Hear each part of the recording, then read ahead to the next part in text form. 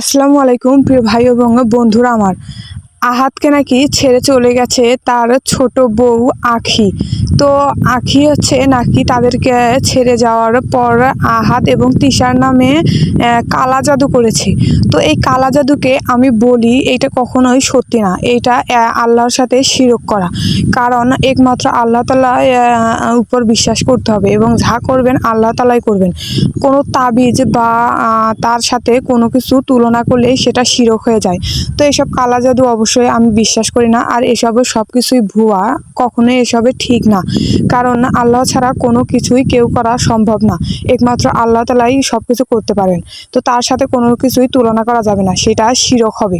তো জানি না কতটা সত্যি কথা, কিন্তু সবাই এইরকমই বলাবলি করছে। তো আল্লাহর সাথে কোনো কিছু তুলনা করলে সেটা শিরক হয়ে যায়। বন্ধুরা, ভুল ত্রুটি হলে ক্ষমার দৃষ্টিতে দেখবেন, আর ভালোবেসে সাথেই থাকবেন। চ্যানেলটা সাবস্ক্রাইব